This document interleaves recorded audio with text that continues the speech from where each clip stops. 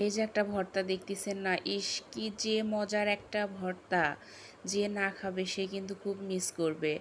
এখন দেখে তো আমার আবার খাওয়ার জন্য লোভ লাগতেছে, কিন্তু রাতের বেলা এখন ভিডিও এডিট করতেছি, এখন তো আর খাওয়া যাবে না। ভর্তা বানানোর জন্য আমি মরিচগুলা ভালোভাবে ভেজে তুলে রেখেছি। এখন ওই কড়াইয়ের মধ্যে আমি পেঁয়াজ আর রসুনগুলো ভালোভাবে ভেজে নেব। ভর্তা বানানোর জন্য আসল যে উপকরণ সেটাও আমি এখন ভালোভাবে ভেজে নেব। ফুলকপিগুলো দেখেন ভালোভাবে ভাজা হয়ে গেছে, আমি এখন তুলে রেখেছি। এখন আমি এখানে ভেজে রাখা মরিচগুলো দিয়ে ভালোভাবে একটু বেটে নেব। বাটা হয়ে গেলে এর মধ্যে ভেজে রাখা রসুন আর পেঁয়াজগুলো দিয়ে সেগুলো একটু ভালোভাবে বেটে নিব। এগুলো বাটা হয়ে গেছে। এখন আমি এর মধ্যে ফুলকপি যে ভেজে রেখেছিলাম ওগুলা দিয়ে ভালোভাবে কিন্তু ভর্তাটা বানিয়ে নেব। ভর্তা বানানোর শেষে উপর থেকে আমি একটু ধনিয়া পাতা দিয়ে দিব, আর একদম শেষে মাখানোর সময় একটু লেবু চিপে দিয়ে দিব। লেবু দিলে ভর্তাটা কিন্তু খেতে বেশ একটু টকটক লাগবে, ভালো লাগবে। ভর্তা বানানোর শেষে একদম লাস্ট পর্যায়ে এর মধ্যে আমি সরিষার তেল দিয়ে ভর্তাটা ভালোভাবে মেখে নিব।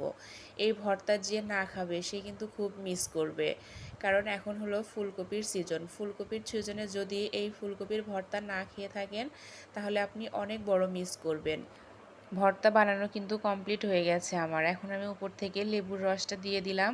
খেতে কিন্তু বেশ মজা লাগবে। দেখেন ভর্তাটা দেখে মনে হচ্ছে যে এখনই খেয়ে ফেলি। কি কালার ভর্তার! ফুলকপির ভর্তা যে না খেয়েছে সে কিন্তু খুব মিস করবে। আসলে এটা অনেক মজার। আমি এখন এখানে একটু ভাত খেয়ে নিব। এরকমভাবে ভর্তা বানানোর শেষে ভাত খেতে আমার বেশ ভালো লাগে। এখন আমি একটু লেবু দিয়ে ভালোভাবে ভাতটা মেখে নিব। ভর্তার কালারটা দেখে আপনারা নিশ্চয়ই বুঝতে পারছেন অনেক বেশি মজা হয়েছে ভর্তাটা। আসলে কি বলবো, এডিট করার সময় বারবার আমার মুখে পানি চলে আসছে। কিচ্ছু করার নেই, এখন তো আর কোথাও পাবো না, ভর্তাটা খাওয়া শেষ হয়ে গেছে।